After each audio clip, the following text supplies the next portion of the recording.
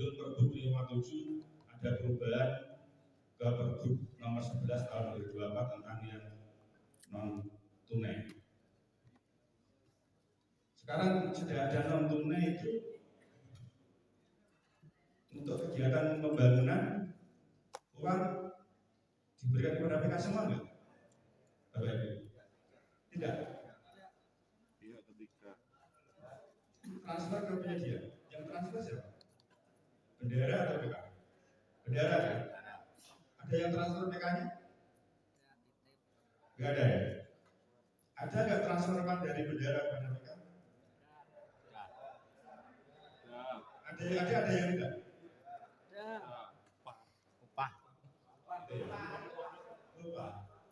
Upah. Berarti untuk upah sebelum diberikan oleh TK kepada tukang, transfer dari bendera ke PK. Rekeningnya rekening PK berarti ya? Ya. Jadi pada saat buka rekening uangnya siapa? PK. Uang pribadi PK ya? Tiba-tiba ya? Ikhlas, oleh saja Pak. Semuanya seperti itu. Yang upah kan ditransfer ke PK semua. Sama, sekesamaan. Enggak, ya kebutuhan. Ada yang tunai? Penyarannya ada yang tunai nggak? Ada BLTDD. Tunai atau transfer? Tunai. BLT tunai. Coba ibu ini tunai atau transfer? BLT musuh transfer. Tunai. Tunai bendera. Tidak transfer. Rekening kabeh. Ini. Tapi masing-masing PK punya rekening ya? Nah, ada isinya ya? Betul. Benar BPJS. Nanti nontonnya kita baca di belakang. Sudah melakukan. Jadi gini Bapak Ibu. Kadang-kadang kita tidak menyadari telah melakukan kesalahan secara administrasi tanpa sadar, tanpa sengaja. Terus apa itu? Ada yang tanya gini, apa itu bisa dipidanakan? Jadi kesalahan tanpa sengaja itu apa bisa dipidanakan? Dia tanya seperti itu. Jadi sesuatu penyimpangan khususnya keuangan itu bisa masuk pidana apabila memenuhi 3 syarat Bapak Ibu. Yang pertama ada manfaat, niatan. Niatan itu harus ada. Ada niatan. Yang kedua ada kekurangan uang negara. Yang ketiga yang kedua ada kekurangan uang negara dan kekurangan barang. Jadi bisa uang atau barang yang dari negara itu menjadi berkurang. Yang ketiga ada pelanggaran terhadap peraturan perundang-undangan. 3 itu salah satu tidak terpenuhi itu tidak bisa masuk ke pidana. Tidak sengaja. Berarti unsur manfaatnya gugur ya, aman berarti ya. Aman. Jadi pengalaman saya di inspektorat. Saya di inspektorat itu sejak CPNS dulu Bapak Ibu, sejak tahun 2006. Jadi sejak hampir 19 tahun ya di inspektorat. Itu saya beberapa kali audit PKKM. Audit PKKM itu audit penghitungan kerugian keuangan negara. Jadi inspektorat itu tugasnya apa ya? Pokoknya segala permasalahan yang ada di Kabupaten Nganjuk, apapun permasalahan itu, apabila dinas tidak bisa mengatasi, nanti semua masuknya ke inspektorat. Mulai kepegawaian, terus keuangan, aset, PAD, baik desa maupun kabupaten, itu semuanya masalah untuk ke inspektorat.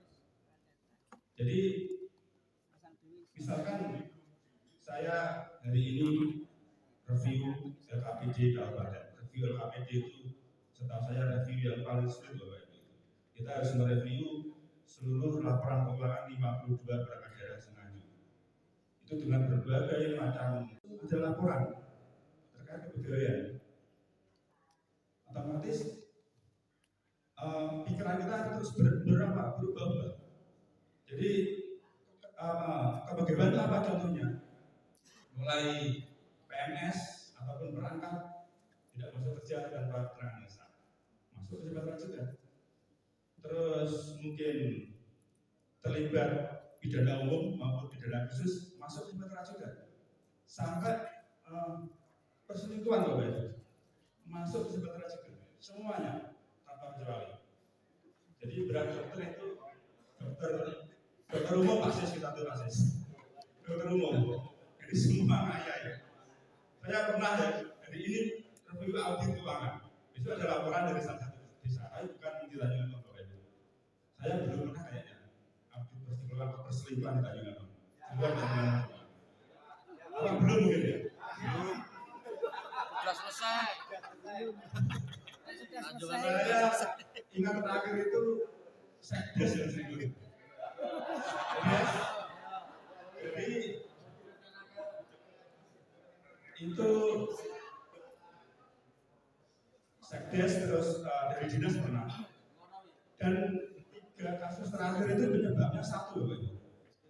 Apa itu penyebabnya? Reuni. Semua sama reuni. Yang sekdes itu sekdesnya itu ketua reuni, sedangkan pasangannya itu selingkuhannya itu bendahara reuni. Sering rapat-rapat orang itu. Ini untuk selingkuh. Jadi kita panggil 1 kali, kita BAP. Jadi kalau kasus seperti itu kita harus tuangkan dalam BAP. Pertanyaannya pasti saudara dalam keadaan sehat, saudara sejak kapan dengan menjadi perangkat atau PNS, saudara beragama apa, saudara pernah sekolah jabatan dan sebagainya. Itu pertanyaan-pertanyaan yang dasar seperti itu. Panggilan pertama dia tidak mengaku, Bapak. Tidak mengaku. Otomatis bukan mengaku pasti ya. Oke lah, panggilan kedua. Tidak mengaku juga. Saya itu tidak selingkuh. Mana buktinya? Akhirnya yang namanya inspektorat itu mata telinga ada di mana-mana. Kita berusaha cari siapa yang menikahkan siri. Akhirnya kita dapat. Akhirnya kita dapat mengetahui siapa yang menikahkan siri. Di salah satu kita datangi yang menikahkan siri itu, kita minta keterangan, kita pengakuan, kita panggil yang ketiga. Masih tidak mengaku, Pak. Jenengan yang menikahkan siri sudah mengaku, jenengan tidak mengaku ini bagaimana? Apa ini cuma yang lebih juga? Akhirnya, ya Pak, saya mengakui. Dari mengakui BAP yang ketiga. Jadi reuni saya juga punya guru SMP, SMA, tapi hampir pernah saya jarang sekali aktif. Itu kalau apa chat sudah ratusan 500 saya buka, saya tutup lagi. Biar kelihatannya sudah baca. Jadi bahaya Bapak Ibu. Dari pengalaman saya aktif saya takut sendiri. Ujune galak nek gawane. Di waktunya tadi yang saya jelaskan tadi. Itu bendara nggak boleh memegang uang tunai lebih dari 20 juta. Nah, lebih dari 20 juta itu termasuk yang diberangkas Bapak Ibu ya. Termasuk yang diberangkas. Kadang-kadang hilang kuncinya Pak berangkas kadang-kadang. Nah, kodenya. Lanjut Mas. Terkait pembukuan yang harus dibuat oleh bendara adalah ini pembukuan secara umum. BKU, buku bantu bank, pajak dan pajak. Jadi kan ada buku bantu kas tunai. Ada ya? Di Siskodes ada nggak? Ada. Itu tapi kalau di ketentuan yang tertulis di Permendagri nomor itu nggak ada kas tunai. Tapi kalau ada sebenarnya lebih baik lagi. Tapi di Permendagri tidak menyebut buku bantu kas tunai. BKU, bank, pajak, pajak. Itu kalau di Siskodes dengan menginput transaksi langsung ngeling sendiri itu ya. Berarti jangan tidak tahu. Ini seharusnya masuk ke pembantu bank atau kas tunai, ujung-ujung masuk di WDL ini. Ada yang paham tentang pembukuan garis besarnya aja? Mungkin saya tanya aja. Gini, dengan kalau mengambil uang tunai dari rekening bank, pencairan tunai berarti ya, bendera pencairan tunai, itu masuk di BKU di kolom penerimaan atau pengeluaran, atau masuk di dua-duanya? Ada yang tahu? Jadi kan pencairan uang tunai di BKU di kolom masuk atau kolom keluar? Masuk dan keluar. Atau dua-duanya? Dua-duanya. Jangan bilang dua-duanya mana tadi? Oh ya. Ya Mas Monggo, gimana?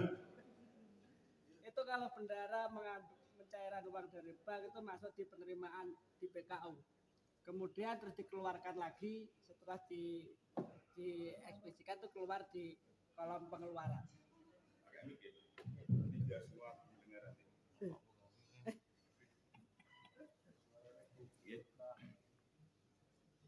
Kalau dari bendahara mencairkan dari bank itu masuk di penerimaan di BKU di kolom penerimaan itu penerimaan bendahara.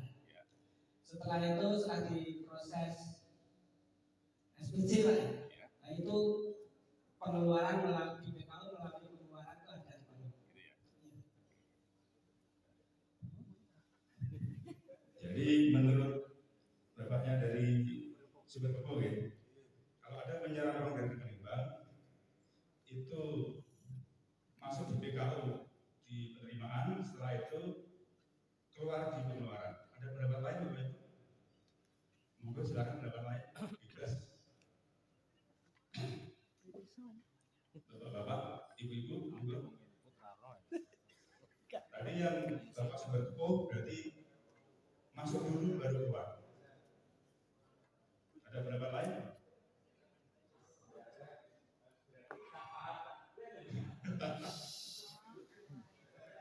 Ada yang berpendapat keluar dulu baru masuk? Masuk baru keluar atau keluar baru masuk? Masuk dulu baru masuk.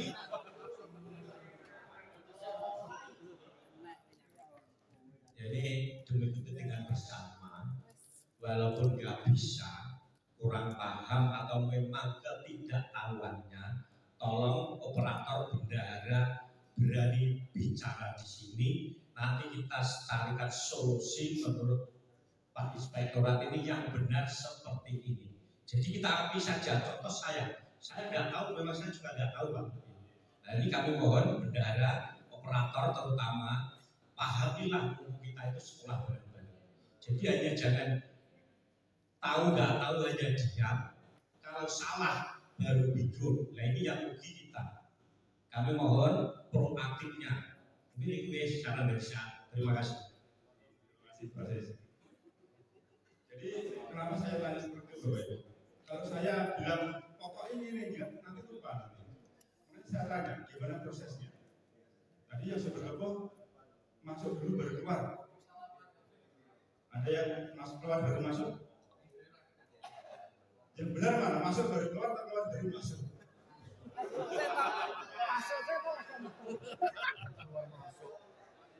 Apa bisa keluar baru masuk? Gak bisa ya? Gak bisa. Oke.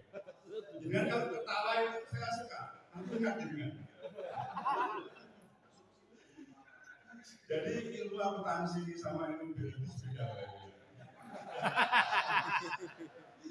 Tapi bercanda guys. Jadi kalau akuntansi itu keluar dulu baru masuk. Itu. Kenapa seperti itu? Nah, kenapanya itu jangan harus tahu. Nanti kalau saya bilang pokoknya keluar baru masuk jangan lupa nanti. Apa penyebabnya? Ini penyebabnya apa? Pada saat panjenengan mencairkan uang dari rekening bank, itu peristiwa apa pertama yang terjadi? Ada uang keluar dari rekening bank. Berarti di BKU di kolom pengeluaran. Terus di Bupati Bank kolom pengeluaran. Kejadian kedua apa yang terjadi setelah uang keluar? Dengan menerima tunai. Baru di kolom penerimaan tunai atau kalau di akuntansi namanya pergeseran uang. Dengan nilai sama. Pengeluaran dari pencairan dari rekening bank kalau pengeluaran 5 juta. Pergeseran uang 5 juta juga di kolom penerimaan. Baru nanti di pengeluaran lagi real nilai belanjanya per item baru muncul. Itu namanya kalau di akuntansi pergeseran Itu Bapak Ibu jangan kembali ya. Saya kira sangat jelas sekali, sebab contohnya juga sangat jelas sekali. Terus BKU itu dan buku-buku pembantu harus ditutup setiap akhir bulan pada hari kerja terakhir. Saya kira semua belum. Jadi pengalaman saya pada saat kemarin mau dan momen, ini saya kasih tahu sedikit. Dengan kalau inspektorat itu mengaudit, yang diaudit itu tidak ada harapan menerima BTP desa. Tapi kalau masih monet, masih ada harapan nanti di ranking lagi. Jadi kita menentukan sampling itu. Kalau dulu Bapak Ibu dulu sekitar tahun 2022 itu semuanya kita datangi, kita nilai semuanya. Itu dulu juga atas permintaan dari Dewan kayaknya dulu. Kita masuk ke seluruh desa, kita masuk ke seluruh sekolah juga.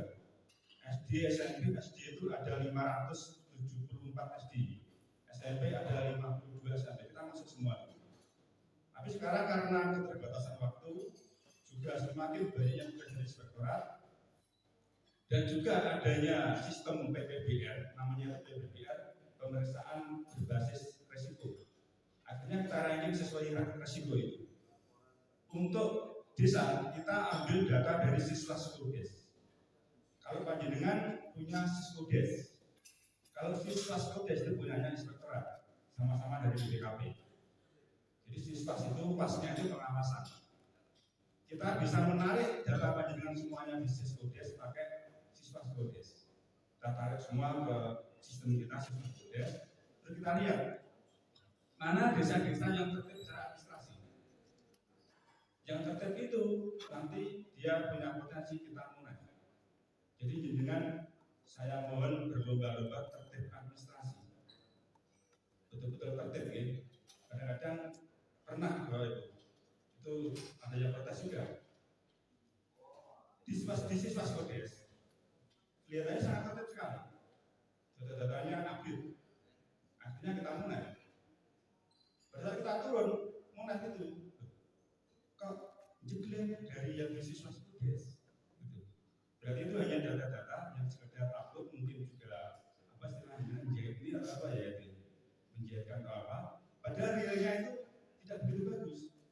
Akhirnya tahun berikutnya kita modifikasi. Selain kita ambil data dari siswa Skodes, kita juga minta masukan dari camat yang tahu kondisi real. Itu kita pakai. Kita cari yang paling tidak berisiko yang kita monitor. Yang kita anggap itu sangat berisiko kita audit. Jadi yang audit itu tidak ada harapan masuk BTP desa. Tapi itu juga bukan jaminan juga nanti yang audit itu pasti jelek juga belum tentu juga. Saya pernah secara data di siswa Skodes itu tidak begitu baik, akhirnya kita audit ternyata bagus, pernah gitu. Jadi yang namanya manusia kadang-kadang juga dalam memetakan tidak selalu sempurna juga, banyak kelemahan juga. Makanya kedepannya selalu kita modifikasi agar lebih sempurna lagi. Terkait penutupan BKU tadi, pada saat kita mulai itu seringkali itu kelihatannya BKU butuh batu bang, butuh batu panjar, terus rencana objek belanja itu ditutup setiap akhir bulan. Kepartai itu bukunya penutupan setiap akhir bulan. Tapi di pojok bawah kiri ada tanggal cetak tahun berikutnya. Jadi dengan itu namanya berarti apa itu? Kurang kecil itu kalau lebih cedik lagi itu dia sekarang itu inovatif sekali. Tapi kita bisa juga kita lacak di siswa Skodes, bisa ketahuan juga akhirnya. Jadi nggak usah ada repot mengedit lagi. Nanti dengan repot kita lacak di siswa Skodes ketahuan ya kita nilai. Itu dia. Kenapa kok harus ditutup setiap akhir bulan pada hari kerja terakhir? Kenapa kok tidak tanggal terakhir?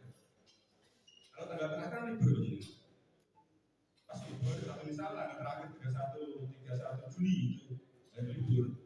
Masa jenengan datang ke kantor desa untuk BKU terus pulang? Enggak kan? Tujuannya apa? Ditutup setiap akhir bulan. Agar kalau ada kesalahan-kesalahan entah itu sengaja atau tidak segera dapat diketahui. diketahui dan diperbaiki. Seringkali kita temui di desa sudah akhir tahun tidak ditutup sama sekali. Di situ ada satu yang salah. Salahnya apa? Contoh aja paling simpel. Waktu saya sampai setengah 11. Contoh paling simpel itu silpa. Itu betul apabila sama dengan BKU. Kalau silpa nilainya beda dengan BKU otomatis sama. Begitu kita ketahui tidak sama, tiap akhir bulan tidak ditutup, bendera kesulitan mencari itu salahnya di mana. Akhirnya kita kasih waktu 1 minggu, 2 minggu untuk melacak kesalahannya dari Januari itu mana yang salah. Silpa bisa beda dengan BKU. Kenapa tak harus sama? Kan namanya BKU buku kas umum itu kan mencakup seluruh transaksi tanpa kecuali. Artinya nggak ada transaksi yang tidak tercatat di BKU, yang lepas dari BKU nggak ada. Otomatis nanti kalau ada saldo BKU, itu ada saldo bank, mungkin ada saldo tunai, mungkin ada saldo pajak. Tapi yang paling betul akhir tahun itu yang ada hanya saldo bank, nggak ada saldo tunai, nggak ada saldo pajak. Kenapa pada akhir tahun di desa nggak ada saldo tunai? Itu nanti kaitannya dengan penggunaan selanjutnya pada tahun anggaran berikutnya. Padahal seluruh belanja itu pengeluarannya harus melalui SPP. Kalau panjenengan masih ada sisa tunai akhir tahun sampai tahun berikutnya, langsung jenengan untuk belanja. Berarti belanja itu kan tanpa melalui SPP. Itu maksudnya. Jadi akhir tahun nggak boleh ada saldo tunai harus di rekening bank semua. Jadi otomatis yang paling betul silpa itu sama seperti rekening bank, nilainya sama persis. Kalau ada selisih itu seharusnya maksimal itu uang tunai yang masih dipegang oleh bendera. Nah kadang-kadang silpanya sekian, rekening banknya sekian, tunainya sekian, tidak cocok semua. Sudah tahun berikutnya itu mau nggak mau bendera harus mulai menyikapi satu-satu mulai 1 Januari. Makanya kalau setiap akhir bulan ditutup, yang segera tahu nanti. Rumusnya apa kalau belum penutupan, belum ada silpa? Saldo BKU itu harus sama dengan saldo buku pembantu bank plus saldo buku pembantu pajak plus saldo buku pembantu kas tunai. Harus sama. Kalau nggak sama berarti BKU dengan salah. Jadi kalau ketahuan di awal segera dapat dilacak di mana letak kesalahannya, apa saja transaksi yang belum dicatat, atau kadang-kadang ada double pencatatan transaksi, satu transaksi tercatat 2 kali, pernah itu double. Itu maksudnya. Lanjut mas. Terus pembukaan yang harus dibuat oleh PK. Tadi bendera, kalau PK pembukaannya 2 jenis ini. Buku kas pembantu kegiatan, buku pembantu kegiatan penerimaan swadaya masyarakat. Buku swadaya ini jenengan ada nggak ada, jenengan buat, kalau nggak ada ditulis nihil. Itu juga kita nilai pada saat penilaian BPP desa. Seharusnya yang paling betul kalau ada swadaya itu sudah mulai terinput pada saat jenengan menyusun RKP desa. Jadi pada saat RKP desa Muslim Baptis itu digali dari masyarakat ada nggak swadaya. Jadi seharusnya sudah mulai terinput sejak RKP desa, tidak ujuk-ujuk di tengah perjalanan kegiatan berjalan terus ada bantuan semen, bantuan pasir dan sebagainya. Jadi itu harus tergali pada saat mulai menyusun RKP desa. Termasuk tadi tim PBG, tim TPKP tadi itu harus juga disusun bersamaan pada saat penyusunan RKP desa. Dari sejak awal harus sudah tersusun timnya. Kalau buku pembantu swadaya ini formatnya kalau di sistem nggak ada, jangan bisa mencari di lampirannya Permendagri 20 tahun 2018 atau Pergub 57 tahun 2018. Tinggal contoh aja. Coba nanti tolong yang baca itu semua format ada di situ semua. Format buku pembantu swadaya, terus format laporan apa tadi? Yang sebelum laporan akhir. Laporan perkembangan kegiatan tadi ada di situ juga, lengkap di situ. Lanjut mas. Terus laporan bendera. Jadi laporan di desa itu ada yang laporan bendera, ada yang laporan kepala desa. Dua-duanya kita nilai. Yang laporan bendera apa?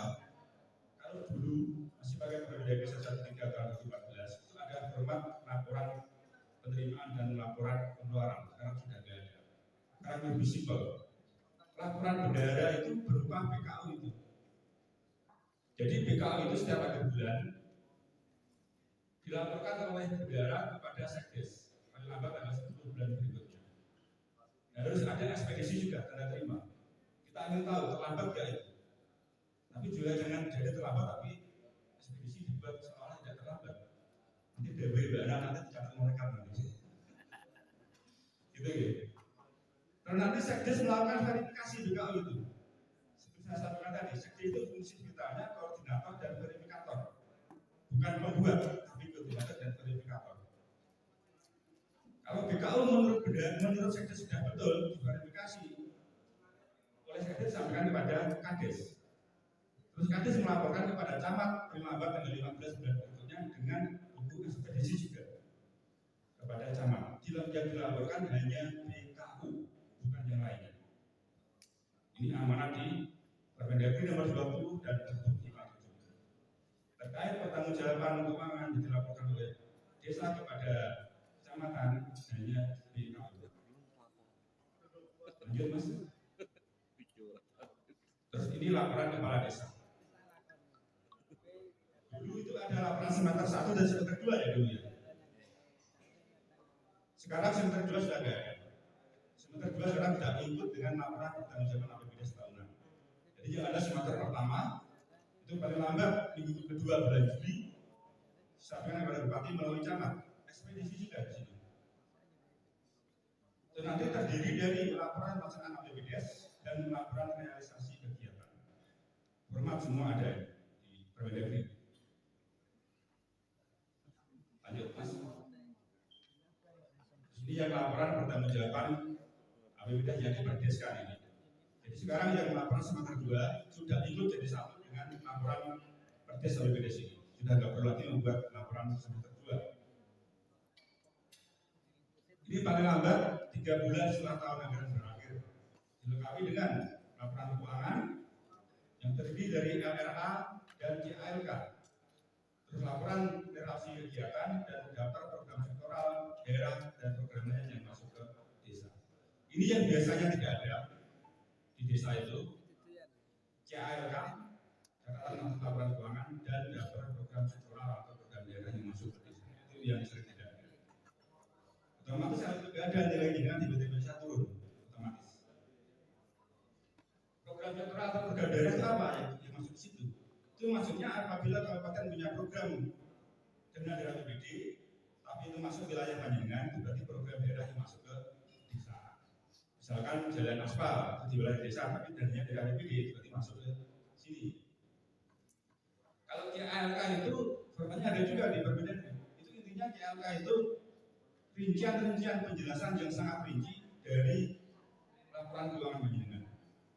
Jadi ada narasi-narasi. Kalau di laporan keuangan hanya tabel, maka di CLK harus berupa narasi-narasi penjelasan yang lebih rinci. Biar yang membaca itu tanpa bertanya sudah tahu. Oh maksudnya seperti ini belanjanya itu. Lanjut Mas. Terus LPPD, LKPPD dan ILPPD. Ini desa semuanya diberikan kepada kecamatan. 3 ini. Iya. Ada yang ketentuannya itu hanya LPPD. Jadi jenengan yang disampaikan kepada bupati melalui camat itu hanya LPPD ketentuannya. Yang LKPPD kepada siapa? Jadi ada peruntukan masing-masing. Bukan keseluruhan kepada bupati melalui camat tidak, hanya LPPD yang kepada bupati. Nanti kalau kebanyakan yang ingat bisa menghemat kertas. Jadi yang wajib dari bupati kepada camat melalui camat itu adalah LPPD. Kalau LKPPD itu kepada BPD paling lambat 3 bulan setelah tahun anggaran berakhir. Biasanya sudah ada, tapi kadang-kadang yang pertama BPD belum menerima, tapi disimpan oleh perangkat desa. Ada juga sudah diberikan kepada BPD terus masuk di laci tanpa diapa-apakan. Itu gitu. Ya saya waktu narasumber BPD tahun 2023 ya, jabatan Tanjungan sama Pak Sis juga ya di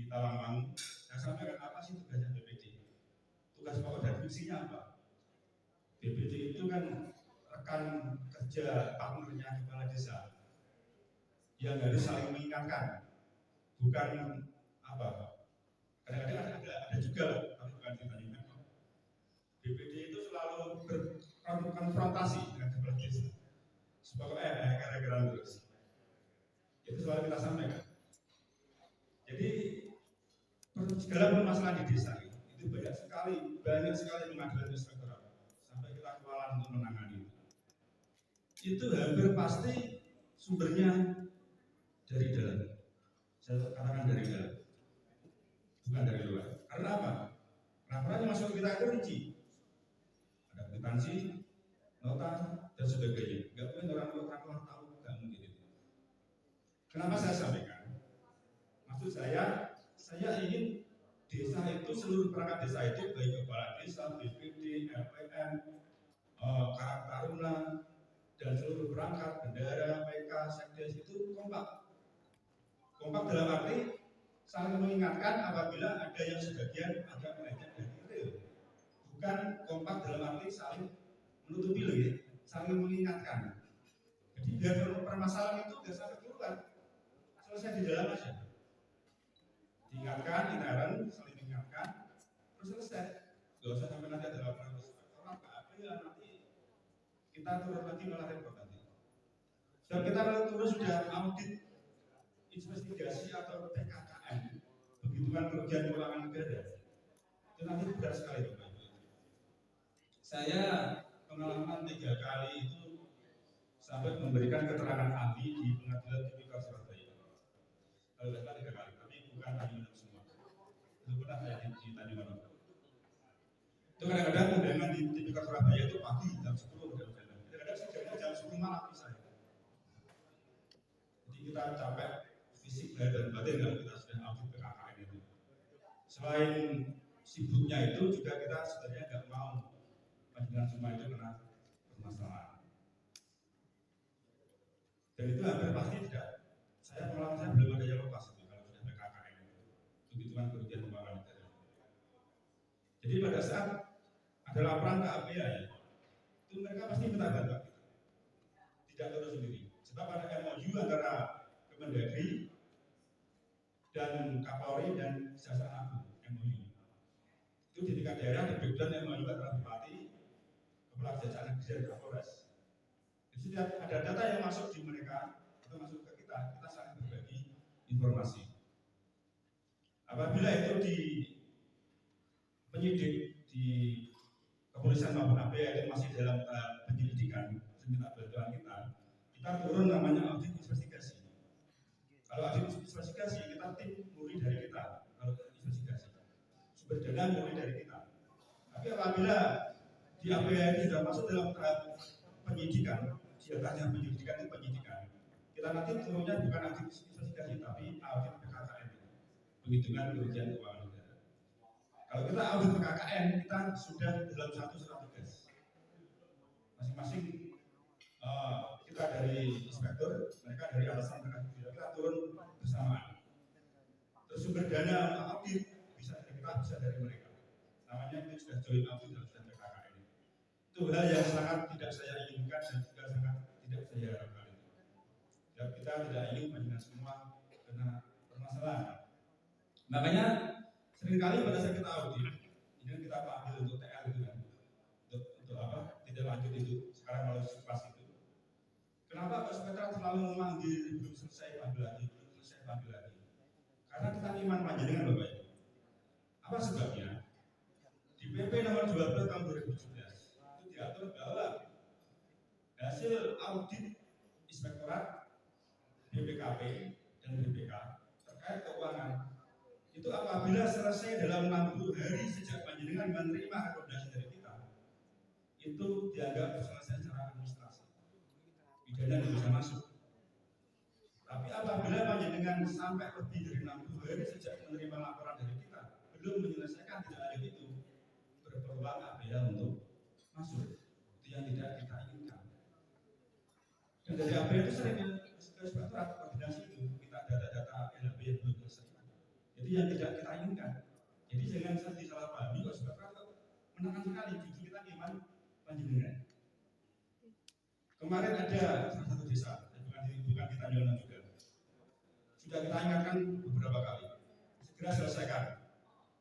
Tapi molor terus sampai akhirnya betul-betul APR masuk. Panggilan tidak kejaksaan saat itu. Baru dia merasa jadwal dari kemarin kita selesaikan. Sudah buat karu-karuan itu. Dan kita sudah tidak bisa menolak lagi seperti itu.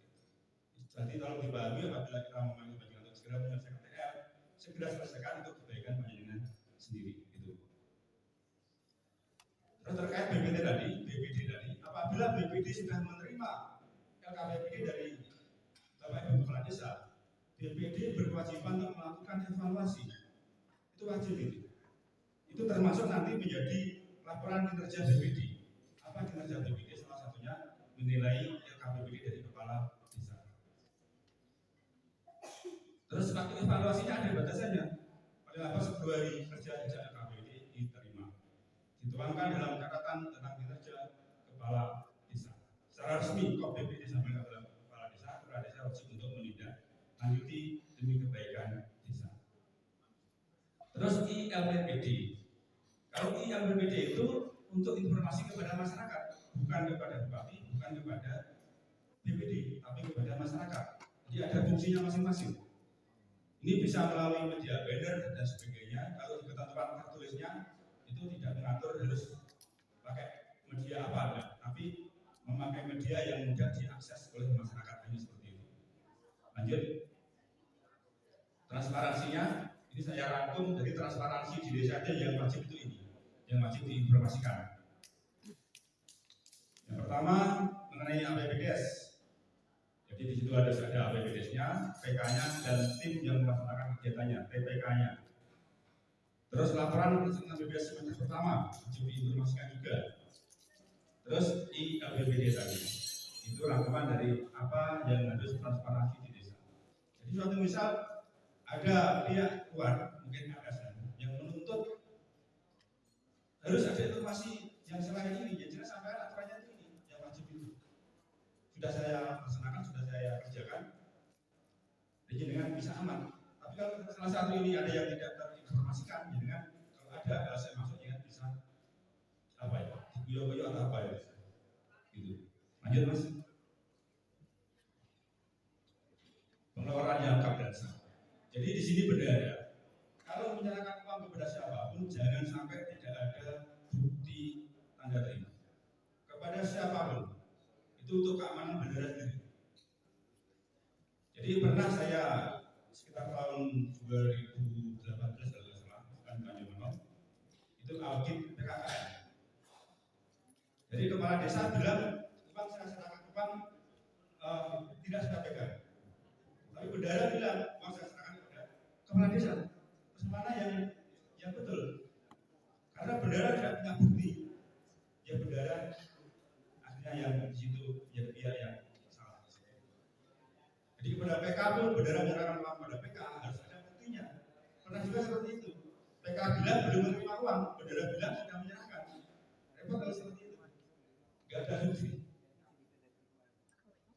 Jadi berapapun nilainya karena itu uang negara, uang daerah, uang desa, berapapun nilainya harus ada bukti hitam di atas bukti demi keamanan masing-masing panjenengan semua. Gitu. Termasuk penyertaan modal BUMDes. Jangan sampai jenderal menyerahkan penyertaan modal pada BUMDes tanpa ada bukti juga. Itu pernah juga di satu kecamatan juga. Yang itu akan sampai yang bendara sama pengurus BUMDesnya akan bendara tidak juga serahkan, pengurus BUMDes belum. Akhirnya bendara harus menyerahkan kembali. Entah itu betul-betul ya dia atau betul ya BUMDes. So nggak ada tanda bukti di situ. Lanjut mas. Terkait belanja barang ini bukti minimal yang harus ada. Untuk belanja barang, kwitansi, faktur, dokumentasi, dan perpajakannya. Jadi dokumentasi itu sekarang sangat penting sekali Bapak Ibu. Sekarang BPK itu hampir selalu minta bukti dokumentasi. Jenengan beli misalkan kertas 5 hari, foto itu kertasnya. Jadi nanti kalau satu saat ada permasalahan, jenengan sudah punya bukti, jenengan aman. Ada juga kemarin itu beberapa kwitansi, ada dokumentasi bentuknya sama. Berarti kan salah satu dari kwitansi itu fiktif berarti. Sebab fotonya sama. Kurang inovatif mungkin ya. Kurang tertib. Terus belanja sewa. Bisa sewa servis, banner dokumentasi. Dan kalau sewa kendaraan harus ada kwitansi, nota STNK, dan dokumentasinya. Pajaknya EPA dan EPA pasal 23. Terus belanja konsumsi rapat, ada kwitansi, faktur undangan, terhadap notulen dan dokumentasi. Ketentuan itu kalau di kecamatan di dinas itu lebih ketat, lebih keras daripada di desa. Dengan kalau rapat di desa, rapat juga, itu boleh kan ada mami, boleh ya. Itu kalau di kecamatan di dinas nggak boleh loh itu. Di kecamatan di dinas, termasuk di sekitar juga, itu rapat boleh ada mami apabila melibatkan perangkat daerah lainnya atau melibatkan masyarakat baru boleh ada mami. Selain itu berapapun namanya rapat itu nggak boleh ada mami sama sekali. Itu aturan kalau di dinas, jadi lebih ketat daripada di desa. Tapi kita nggak tahu ya nanti depannya desa apa juga seperti itu. Kita tunggu aturannya aja nanti. Termasuk di dinas itu kalau honorarium itu jauh lebih ketat juga. Jadi di desa kan kegiatan A, B, C, D boleh ada honorarium. Kalau di dinas benar boleh ada apabila memenuhi beberapa syarat. Yang pertama itu bukan tugas pokok dan fungsinya. Jadi kalau itu sudah fungsinya, nggak boleh ada honorarium. Misalkan tim melaksanakan kegiatan A, B, C, D, kalau itu sudah tupoksinya nggak boleh ada honorarium sama sekali. Terus selain bukan tupoksinya, juga harus melibatkan antar SKPD. Kalau antar SKPD, SKT itu harus SK Sekda. Kalau antar instansi, SKT itu harus SK Bupati. Dan syarat yang ketiga, ini yang paling sulit itu, harus tidak berkelanjutan. Jadi temporer, sifatnya temporer. Apabila dalam 2 tahun itu berkelanjutan ada honor itu, maka harus dipertimbangkan untuk dijadikan tupoksi. Biar kedepannya nggak ada honor lagi. Itu kalau dinas ketat seperti itu, pembayaran dulu beneran dulu. Untuk konsumsi itu pajak restoran. Sekarang pajak restoran itu namanya berubah, pajak PBJT. PBJT itu pajak barang jasa tertentu. Di dalamnya salah satunya restoran tadi. Tapi namanya pajak PBJT. Terus yang berbeda lagi, ini di Perda terbaru. Perda nomor 3 tahun 2023 tentang pajak dan retribusi daerah yang mencabut Perda tahun 2016. Kalau dulu jenengan memungut pajak restoran itu apabila omset penjualnya di atas 100.000 per bulan. Omset bukan nilai pembeliannya yang dinilai, yang dijadikan tolak ukur. Omset penjualnya. Sekarang yang kena pajak restoran atau PBJT apabila omset penjualnya dalam 1 bulan di atas 1 juta baru kena pajak restoran. Kalau omsetnya 1 bulan hanya 900.000 ke bawah tidak perlu kena pajak restoran, masih dibebaskan. Kadang yang desa itu sulit membedakan belanja konsumsi itu kena PPh 23 atau PPh 22. Kadang ada kebingungan juga seperti itu. Dengan membedakannya, itu aturannya ada di Permen nomor kalau nggak salah 15 tahun 2019. Itu Permen khusus mengatur tentang pengertian catering. Kan yang kena objek PPh 23 kan catering atau jasa tata boga, bukan makan minum ya. PPh 23 itu objeknya catering atau jasa tata boga, bukan makan minum. Terus dijelaskan di Permen itu apa pengertian jasa catering atau tata boga. Itu pengertiannya pembelian makanan minuman di toko, kios dan sejenisnya, baik dimakan di tempat maupun dibawa pulang, baik dilengkapi dengan peralatan maupun tidak dengan peralatan, itu bukan catering. Jadi kata kuncinya apa? Dengan belinya ke toko, kios dan sejenisnya. Itu kata-kata kuncinya, bukan makanannya. Jadi dengan misalkan dengan itu ada toko 66, toko roti itu senang gitu, yang pesan di situ saya ambil misalkan seminggu lagi pesan 50 kotak. Toko 66. Kenapa bayar 23 enggak? Enggak, karena itu toko. Jadi kata punya di barang itu toko kios dan sejenisnya. Tapi ya jangan nanti jadi catering gawe stand toko. Jangan seperti itu. Karena kecerdasan kalau dulu sekarang saya kira sudah nggak ada. Dulu itu kalau saya audit dulu sekali sekitar tahun 2010-an. Di atasnya lemari-lemari yang kita periksa itu pasti ada kresek hitam. Itu bermacam-macam stempel. Sekarang pasti sudah nggak ada sekarang ya. Masih. Maksudnya nggak ada yang lemari. Terus gak nang lemari ya. Dipindah nang jero lemari. Saya ingatkan sekarang. Lagi harus yang lemari kok. Itu saya jumpai. Kita audit di desa, kadang-kadang di sekolah, di SD SMP itu. SPJ tinggi 1 meter ya, SPJ. Beli di berbagai toko yang berbeda. Notanya sama persis, tulisannya sama. Ini toko serba ada. Masih terjadi lah Bapak Ibu? Masih. Jangan ya.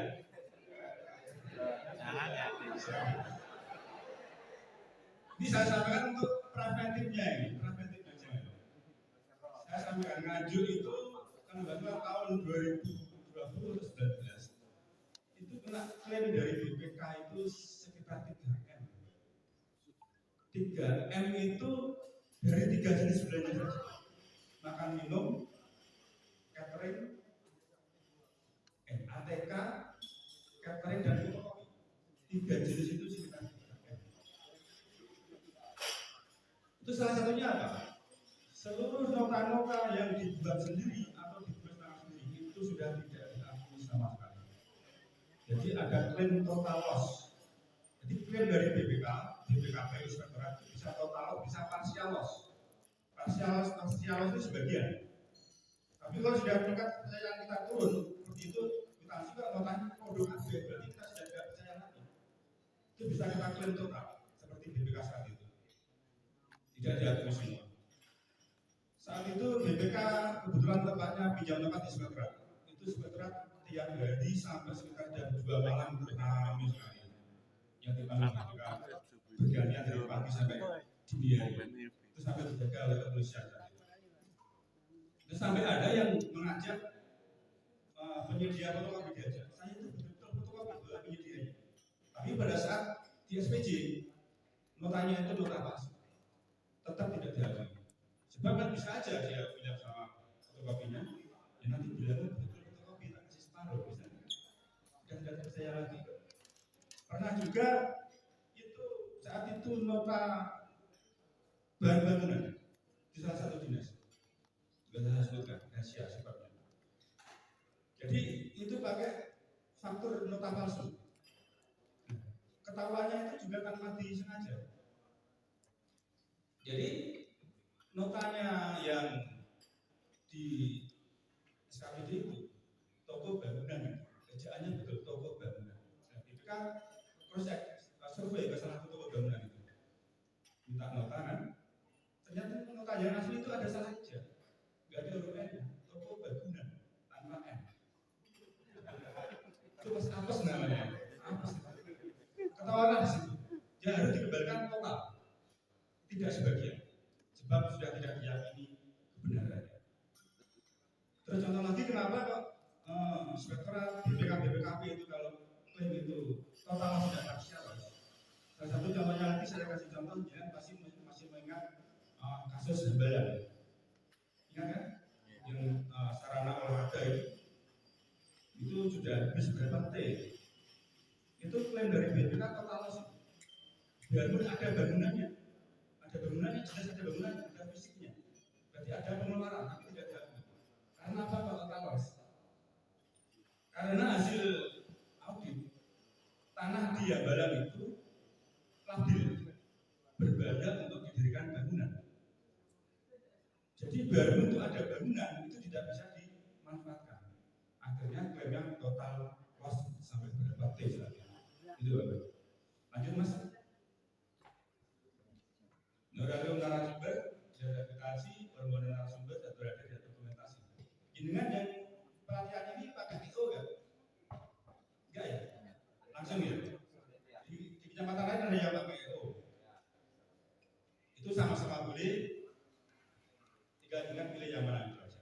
Sama-sama boleh. Kalau dengan pakai IO kan sama seperti dengan bangun gedung pakai pihak ketiga itu kan. Kalau pakai IO ini harus ada dengan pada saat kerjasama dengan IO harus ada istilahnya perjanjian kerjasama.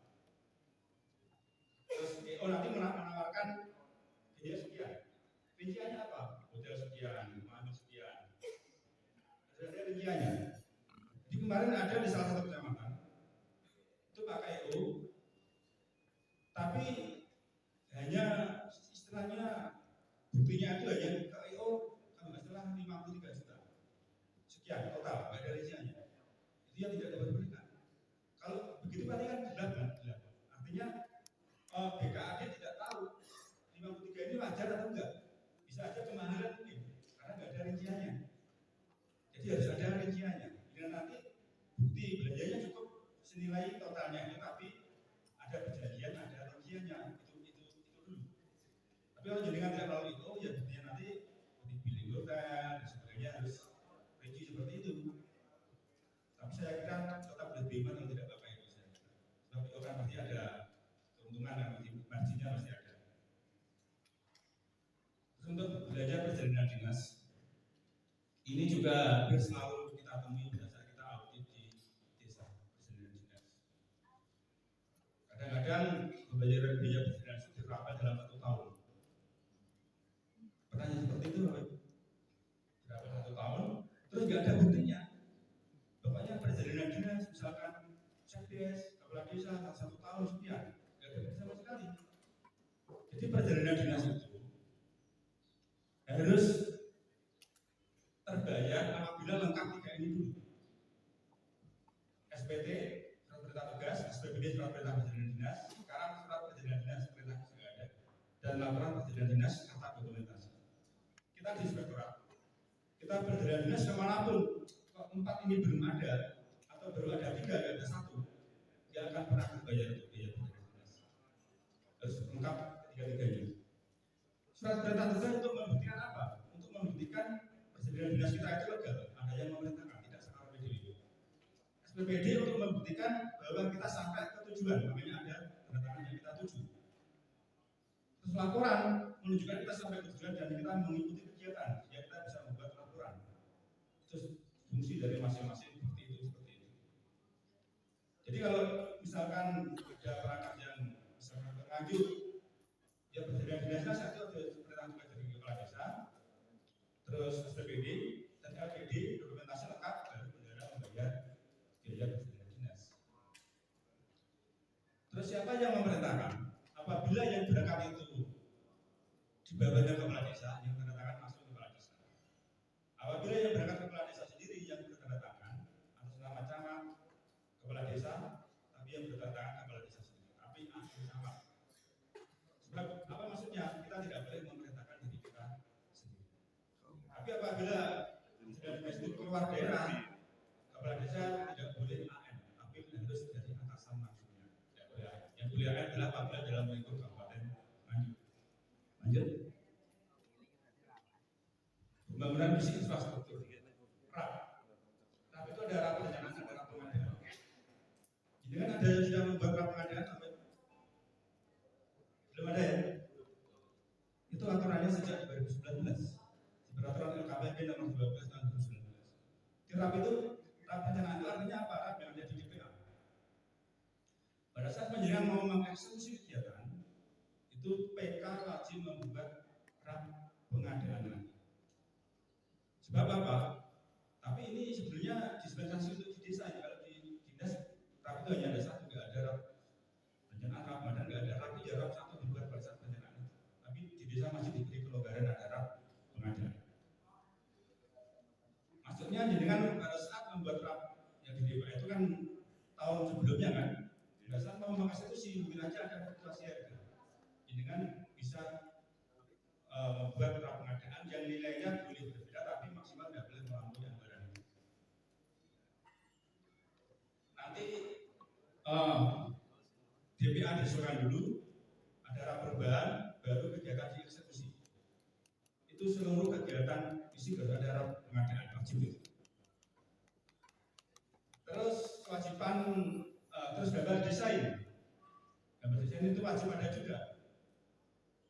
Terus pasal pembangunan terkait dengan pembuatan papan nama proyek. Papan nama proyek dan prasasti apa bedanya, Bapak? Prasasti akhir.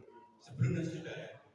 Papan proyek itu harus dipasang sebelum kegiatan dimulai. Fungsinya apa? Untuk woro-woronya ya, transparansinya. Masyarakat biar tahu ini butuh dana sekian, kegiatan sekian, maksud enggak untuk transparansinya. Kegiatan selesai, dibuatlah prasasti. Biar nanti tidak tumpang tindih. Mungkin dengan yang pembangunan dari dana APBD ataupun APBN. Itu pernah saya audit, bukan ditanya juga. Saya sering ditanya. Itu ada salah satu pembangunan apa ya? Kayak jembatan kecil kalau itu diakui desa itu ini pembangunan dari desa, nggak ada prasastinya. Akhirnya kita kebetulan menemukan di situ prasasti dari PU. Ternyata itu miliknya PU, bukan miliknya desa. Itu. Aduh. Saya pernah juga audit. Jadi ini belum lama. Itu pembangunan drainase. Ada berita acara serah terima. Ada kwitansi pembelian material material. Ada nota-nota belanja material. Lengkap kan? Tapi drainasenya tidak ada, Bapak Ibu. Goib. Aduh, gimana ini terusan? Jadi kalau ketahuan LSM habis itu. Akhirnya saya kasih waktu 1 minggu baru selesai. Kebut siang malam selesai 1 minggu. Itu Bapak Ibu ya. Kok sampai ada kwitansi nota serah terima? Rekornya nggak ada, itu material sudah terpenuhi itu materialnya, niatannya itu. Niatan, ada kekurangan uang, ada kekurangan dana. Sudah ada dana itu. Untungnya kita masih berbayar. Terus lagi TPK itu wajib juga menyerahkan berdasar serah terima kepada PK. Dan serah terima itu tidak hanya dari PK kepada Kades. Pertama TPK kepada PK dulu, baru PK kepada Kades. Berita acara itu kita harapkan bukan hanya berkualitas. Nanti TPK kepada PK, PK bawa tanda tangan, jangan seperti itu. Nanti kasihan kepala desa. Betul-betul cek dulu fisiknya, volume sesuai enggak? Kalau sudah sesuai betul, baru PK tanda tangan. Naikkan kepada Kades. Kades pun periksa lagi secara berjenjang. Biar nanti apa? Biar pada saat Kades sudah tanda tangan terima, itu betul-betul enggak ada masalah. Itu maksudnya seperti itu. Volume harus dicek dulu. Dan saya ingatkan ini. Jadi kan kadang-kadang di desa itu apa ya? Bangun fisik A dan fisik B, ada dua fisik. Yang dana sebagian fisik B ingin nambahin fisik A. Jadi akhirnya yang fisik A itu ada bagian volume, fisik B kekurangan volume. Itu jangan sampai terjadi loh. Kalau seperti itu, jenengan jaga bagian fisik tadi, Inspektorat BPK BPKB menyampaikan terima kasih, mengapresiasi. Jenengan membangun fisik melebihi volumenya seharusnya. Yang kurang tadi tambahin. Itu ya Bapak Ibu ya. Jadi jangan sampai tambah kurang. Kita tidak pakai tambah kurang. Kalau ada yang lebih tadi, siapa yang minum lebih siapa? Orang sekian. Kita hanya berterima kasih. Terima kasih Bapak Kepala Desa sudah melebihi volume. Ini yang kurang tambahin lagi. Atau selisihnya apa yang kembalikan ke rekening kas desa. Itu pada saat kemarin saya di Festival BPK RI di Bali bulan akhir Oktober kemarin. BPK itu malah mintanya ini kita akan klaim, entah itu di sekolah maupun di desa, jangan ke kas sekolah atau kas desa, langsung kas negara, biar ada efek jerahnya. Tapi masih kita tawar saat itu. Ya jangan gitulah Pak. Bab desa kan mungkin tidak seperti di dinas. Kita masih, kalau mereka masih kembalikan ke rekening kas desa, biar nanti bisa dimanfaatkan lagi. Kalau kan sekarang kan hilang kan ya, itu dengan uangnya ini. Jadi masih kita tahu kemarin kita di Bali kemarin. Lanjut mas. Terus kewajiban PK. Tadi yang PK BST kepada PK, yang PK BST kepada kepala desa. Di salah satu yang ada harus membuat laporan akhir. Jadi apabila kegiatan ini sudah selesai, mereka harus membuat laporan akhir kepada kepala desa maksimal 7 hari setelah kegiatan ini selesai. Itu termasuk yang kita nilai pada saat kita melaksanakan penilaian BTP desa. Lanjut mas. Kewajiban kepala desa memeriksa kegiatan 40-80-100. Ini kepala desa bisa bisa membentuk tim untuk pemeriksaan ini. Kalau merasa tidak menguasai secara teknis, nanti pemeriksanya menyampaikan laporan kepada kepala desa sebagai bahan pengendalian pelaksanaan kegiatan. Ada laporan secara tertulis. Kadang-kadang buktinya itu kepala desa ada foto di tempat pembangunan. Itu sebagai bukti telah memeriksa, itu tidak bisa diterima karena foto selfie itu pun bisa aja. Kadang-kadang ada dokumentasi, ada dokumen laporannya, tapi tidak ada fotonya, juga tidak bisa kita terima. Kenapa? Jangan buat laporan bisa dibuat di mana saja tanpa datang ke tempat itu. Jadi dua-duanya harus ada, baik foto maupun laporan fisiknya. Lanjut terus. Ini yang transaksi non tunai. Panjenengan sudah baca Perbup nomor 11 tahun 2024? Belum? Padahal sudah melaksanakan non tunai. Nah itu ini. Yang baru mendengar dari ini katanya itu ya. Nanti tolong baca Perbup nomor 11 tahun 2024. Nanti saya punya nomor WA nanti saya kirim ya Perbupnya. Nanti saya kirim Perbupnya. Jadi bisa nanti ketemu. Jadi di sini dibagi dua, penerimaan maupun pengeluaran. Yang penerimaan itu yang wajib non tunai itu apabila dari pihak ketiga lebih dari 500.000. Kalau sampai 500.000 masih dapat 800 tunai. Dan itu nanti pihak yang bertransaksi dengan desa itu harus menyerahkan nomor rekening dan NPWP diserahkan kepada Sekdes melalui bendahara untuk bukti bahwa ini betul-betul rekening ya pihak ketiga itu. Jangan sampai nanti salah rekening. Lanjut. Jadi tadi termasuk yang itu yang sewa pokok itu ya, nilainya lebih dari 500.000 otomatis harus non tunai, tidak boleh tunai. Yang penyetorannya dari penyewa ke desa harus non tunai. Yang pengeluaran yang wajib non tunai adalah belanja pegawai, silhab, tunjangan kades dan perangkat, tunjangan BPD, honorarium TPK PPG, honorarium staf non perangkat, honorarium narasumber tenaga ahli, persediaan dinas, khusus pelatihan dan pengadaan barang jasa lebih dari 5 juta. Ini wajib non tunai. Lanjut mas. Yang masih boleh tunai, upah tenaga kerja, bantuan transport kepada masyarakat, insentif PPRW, pengadaan barang jasa di bawah 5 juta dan pajak dan motor masih boleh tunai. Hanya di sini di Perbup itu yang masih ada membingungkan, yang tadi yang harus non tunai di atas 5 juta, yang masih boleh tunai di bawah 5 juta. Nah kalau 5 juta plus gimana?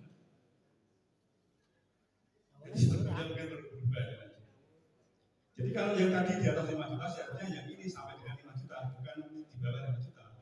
Kalau tadi di atas 5 juta ini di bawah, tadi di atas 5 juta ini di bawah 5 juta, ya 5 juta pas bagaimana nanti? Bisa tunai atau non tunai? Sebarang berarti nanti yang pasti 5 juta. Selain itu, Karo Keuangan menyimpan bukti pengeluaran belanja serta tercatat dalam BKU dan buku bantu kas umum dan buku bantu bank mestinya ini. Kalau itu non tunai. Lanjut terus. Prosedurnya tadi saya sampaikan, pihak ketiga yang melakukan transaksi non tunai wajib memiliki nomor rekening di bank dan menyampaikan kepada Sekdes melalui bendahara Karo Keuangan. Di sini kenapa kalau menyebutnya keuangan bukan bendahara? Itu karena bendera itu wajib dijabat oleh keuangan Bapak Ibu. Ya, di Perbu, di Permendagri itu pengambilan uang dari rekening bank bukan oleh bendera tapi keuangan. Dan nanti kalau benderanya bukan keuangan, berarti menyalahi Permendagri kan? Yang mengambil bukan keuangan, tapi kami itu kok, tapi kasih pelayanan, tapi kasih keserah. Berarti menyalahi Permendagri itu Perbu nanti. Kecuali kalau memang keuangannya kosong ya, berarti boleh. Tapi kalau ada, dia wajib sebagai bendera. Terus di situ SOP-nya ditetapkan dengan keputusan kepala desa. Sudah punya SOP Bapak Ibu Kades? Belum ya? Ini amanah di Perbu lagi. Ketentuan mengenai sistem operasional ditetapkan dengan keputusan kepala desa. Itu nanti saya kira seluruh desa sama sengaja berkoordinasi bagaimana menyusunnya. Itu satu fotokopi mendatangkan masing-masing kepala desa sesuai di desanya masing-masing. Tapi sama juga. Lanjut. Transaksi pengeluaran non tunai dilakukan dengan cara memindah tumpukan dari rekening kas desa ke rekening penerima, terus melalui transaksi elektronik lainnya. Jadi kenapa saya tanya, dengan PK punya rekening bank nggak? Ada transfer dari bendera ke PK nggak? Nggak ya. Terus berarti yang transfer ke penerima ke penyedianya bendera ya? Itu makanya saya tanyakan tadi, sebab kalau yang transfer ke penyedia itu PK nanti menyalahi Perbu ini. Sebab Perbu ini bunyinya transaksi non tunai dilakukan dengan cara memindah tumpukan dari RKD ke rekening penerima. RKD itu berarti rekeningnya bendera, rekening kas desa, bukan rekening PK. Dan transaksi elektronik lainnya itu apa? Bisa mobil banking dan sebagainya. Boleh, nggak apa-apa. Bisa mempermudah. Kalau memindah tumpukan, jangan harus membuat surat ke Bank Jatim, nanti pemindahan tumpukan. Kalau mobil banking simpel kan? Boleh. Tapi itu RKD, bukan rekening PK lagi. Makanya tadi saya tanya. Sebenarnya lebih simpel kalau PK punya rekening sebenarnya. Tapi itu jadinya diatur dulu di Perbu ini. Sebab sampai saat ini belum ada dasar PK membuat rekening bank yang untuk menampung uang dari bendera. Belum diatur di sini.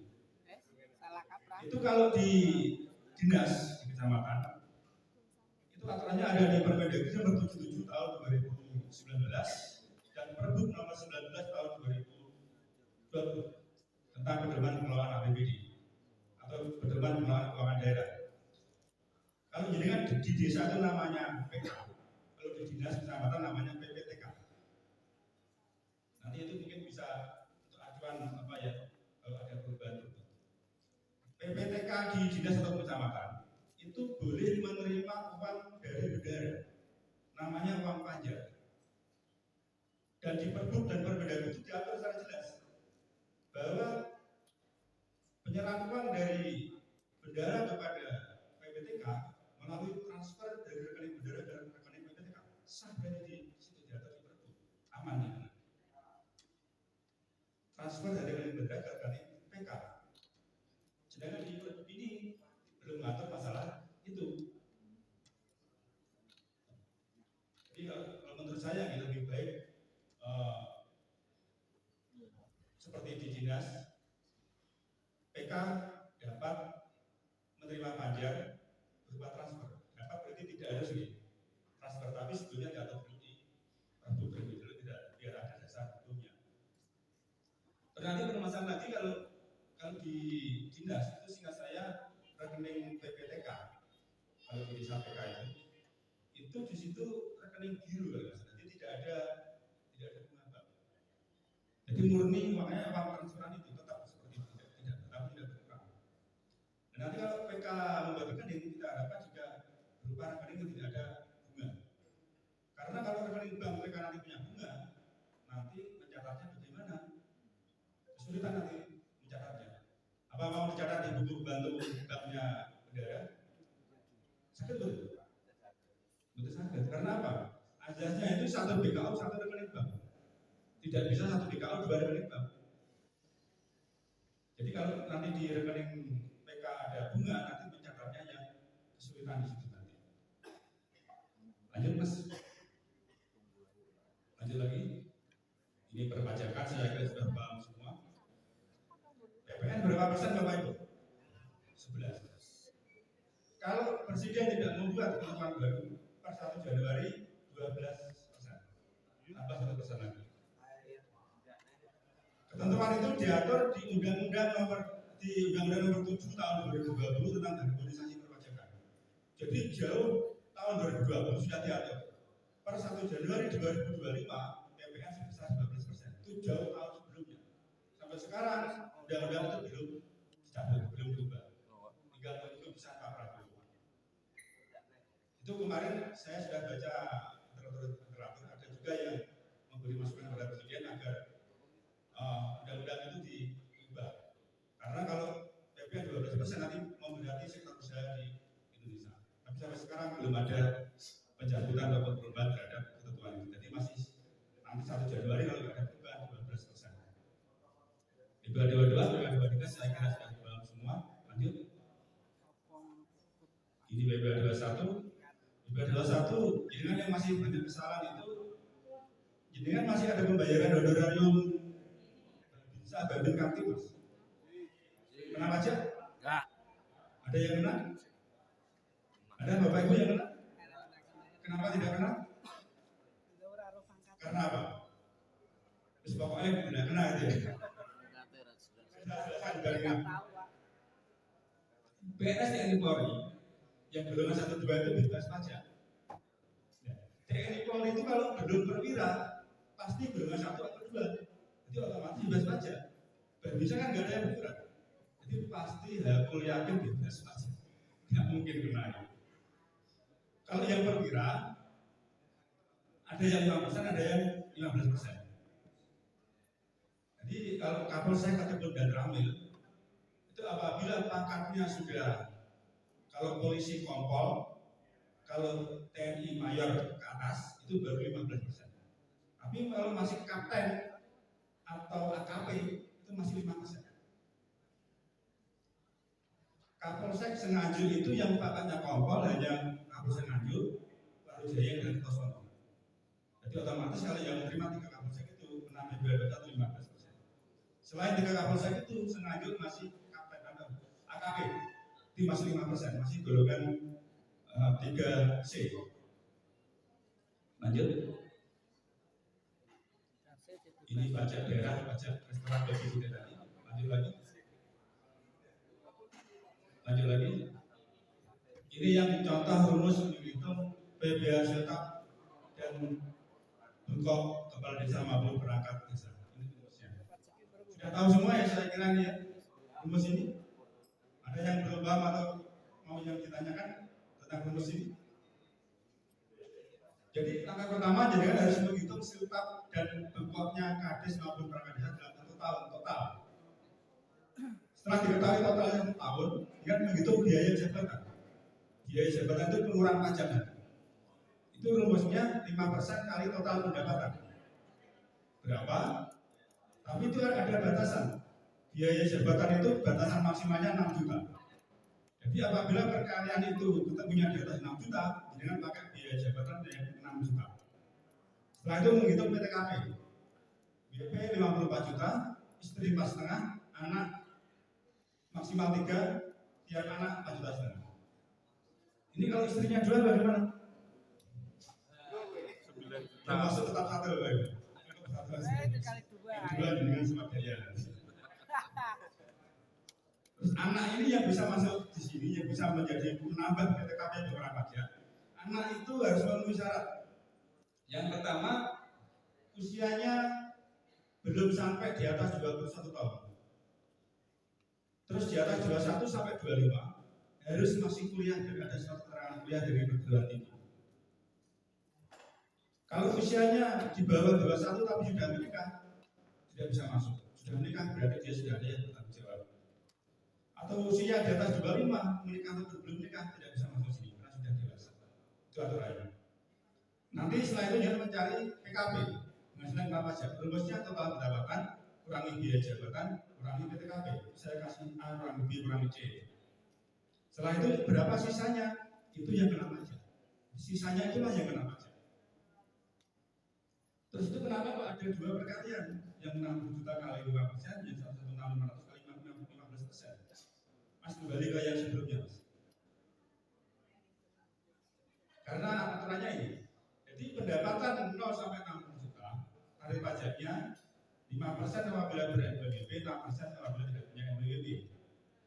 Di atas 60 sampai 250, 15% ber-NPWP, 18% tidak ber-NPWP. Kembali ke tadi. Tadi kan PKP-nya 176. Berarti yang 60 juta masih ikut yang 5%, sisanya ikut yang 15%, itu maksudnya. Jadi ada dua perkalian. Tidak semua pakai 15% karena nanti terlalu banyak pajaknya. Tapi sisanya yang 15%. Lanjut, Mas. Wah, sudah selesai. Terima kasih. Semoga bermanfaat.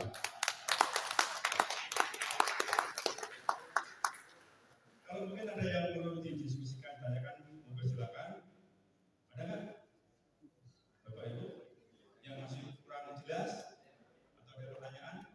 Kalau saya bisa menjawab, saya silakan sekarang. Kalau keterbatasan saya yang nggak bisa menjawab, ya nggak bisa.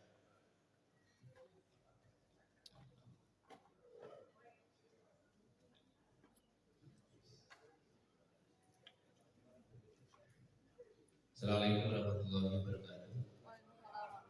Baik, dari